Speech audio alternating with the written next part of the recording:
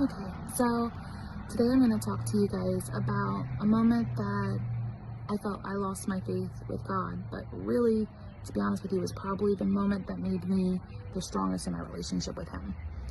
So back in 2011, my son was 2, he's 16 now, and there was a significant accident that happened. It was so severe that his L1, his L2 were fractured, and he had 2 rods and 8 pins placed in his back. Now, I generally do not talk about this accident or all the stuff that we went through because, to be honest with you, it was hell. It was pure hell, and it hurt, and I was lost, and everyone around me, I felt like I couldn't trust them, and it was just too much to bear sometimes. So the people in my life who knew what happened, they kind of knew like the, I guess like Disney version. They knew of the accident, they knew some of the aftermath, but they didn't really know what was happening. And when this accident happened, it was so surreal. Now, there's so much leading up to the story about the accident and the details and everything, but it would be way too much for me to explain right now. However, I might get into it later down the road. We'll see. This is absolutely my first video, and I'm not sure if it's really for me because talking to a camera, I guess it's just a little too impersonal for me. And my boyfriend's the one who encouraged me, and sitting and talking to him or even my best friends, it's like effortless to talk to them because they know me, they know who I am. So it's easy to say like, hey, this is what's on my mind. However, only like 2 people truly know how I feel about everything that went down. So in 2011, when this accident happened, it took my breath away.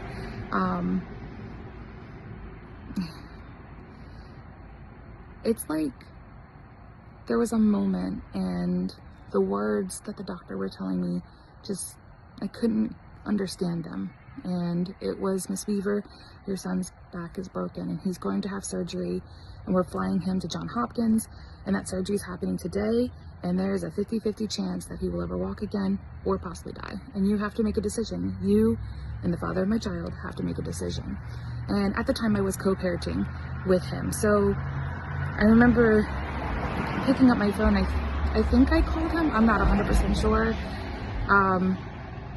And I tried to call my mom, and to be honest with you, I don't know how she even understood anything I said because those words were nothing but me crying at that time because I was a very emotional person. Of course, anyone would be emotional, but I'm a super emotional person anyway. But we get to Johns Hopkins, and we're in front of this doctor and this surgeon, and he's telling us about, you know, what he's going to do. And I had 1,000,001 questions, like, have you performed the surgery before? Is he going to be okay? What are the odds of this? Is my son going to die? Is he going to walk again? Like, there were so many unanswered questions, right? And the doctor basically said that I just have to trust the process, is pretty much what he said. Just trust him, trust the process. And I remember that didn't feel good enough to me. You're a surgeon, you're a doctor. How do you not have these answers? And at this time, both of our families were there, his family as well as mine. And I remember I turned to him and I said, you know, do you want to tell them all at once, or do you want to do, because we weren't on good placement together, like we weren't on good terms. And he said he'd tell his family and I'd tell mine, we're just gonna keep it separate. Okay, bet.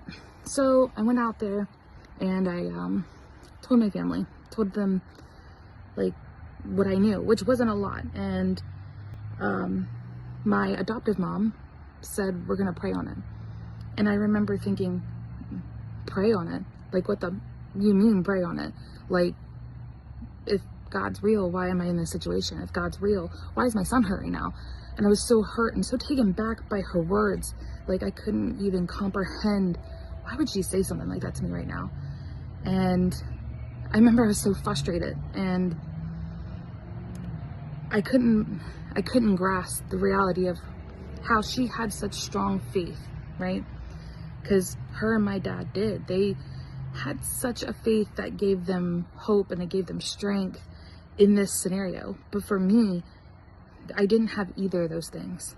In fact, I felt betrayed by God. I felt like, how could you hurt my beautiful, innocent son? He's 2. How could you hurt him and possibly take him from me?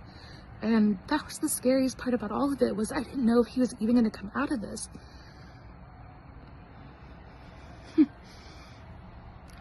So I remember there was a lot of tension. A fight broke out in the little waiting room because his side of the family wasn't given the same facts, I guess, or maybe his communication wasn't the greatest. We'll just say it that way. His communication wasn't the greatest, and I guess they felt very one-sided about everything when I was telling all my family everything I knew, because my mind was so jumbled that if I didn't spit out everything they were repeating to me, I was afraid that none of the words or none of it was going to come back to me, because all I could think about was my son's hurt and the betrayal that I was going through right now.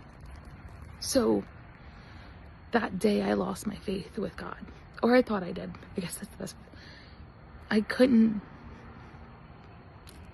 believe that my parents believed in this force, in this religion, that my son would get hurt. So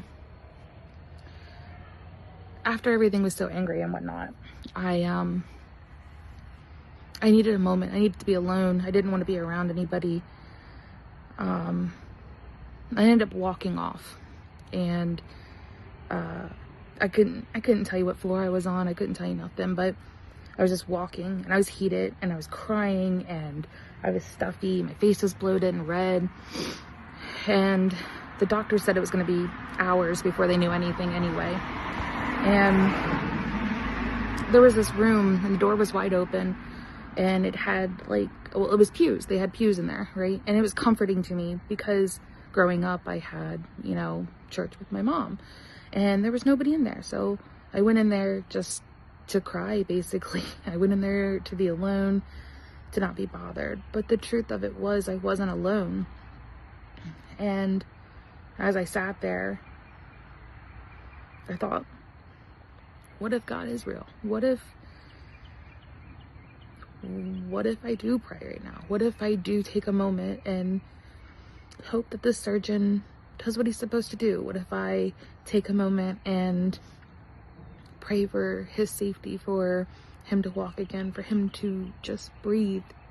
And I remember closing my eyes and praying and crying, and I remember feeling absolutely so stupid for doing it, because no one was answering me. I needed an answer, and there was nothing.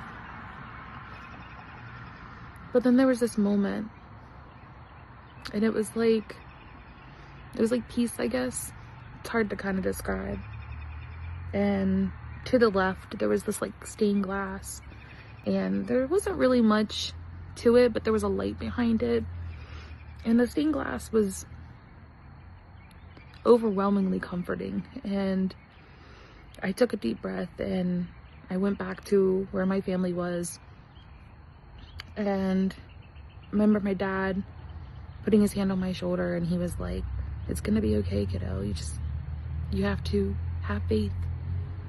And I realized him having faith wasn't just believing in God in that moment. It was him having the strength and the hope that this situation wasn't going to be worst case scenario. Okay. So the surgery ended up happening, and the surgeon came out, and the news was great. He was alive. It was, like I said, 2 rods and 8 pins placed in his lower back, and he couldn't tell me if my son was ever going to walk again. He said there's very fair chance that he wasn't going to. And you know what?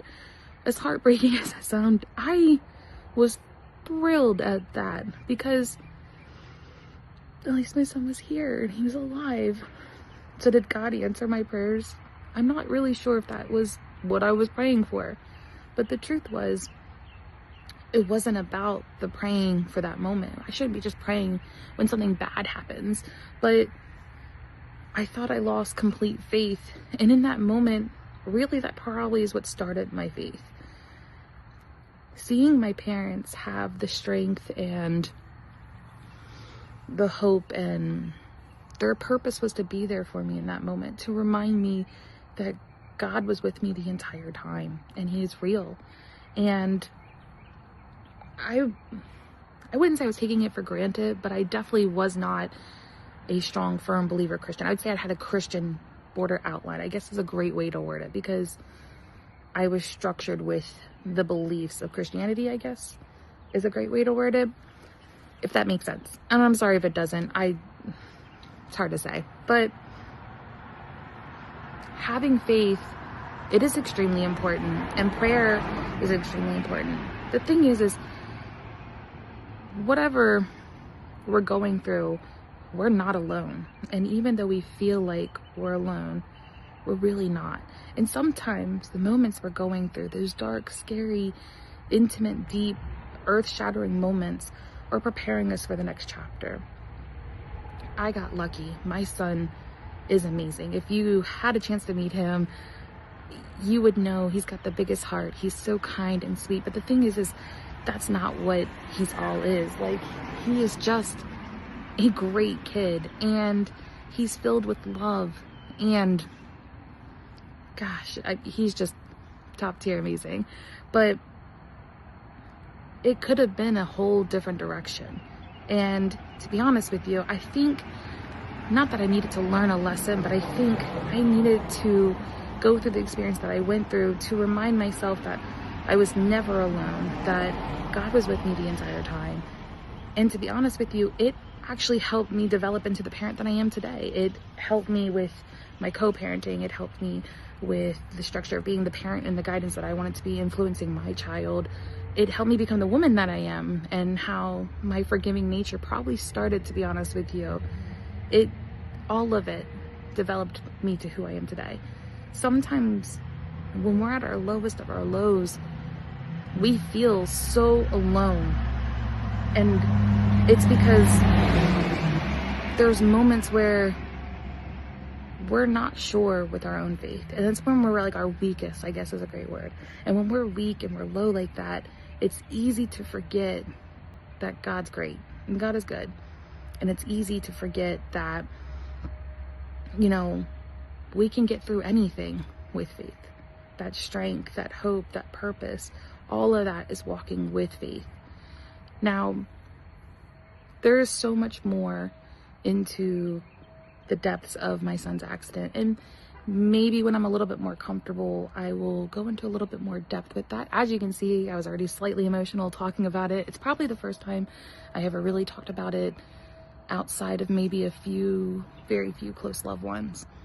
But to be real, we should all be talking about things a little bit more, especially personal things, because we're not alone in this world. We're all here together, and we should be there for one another.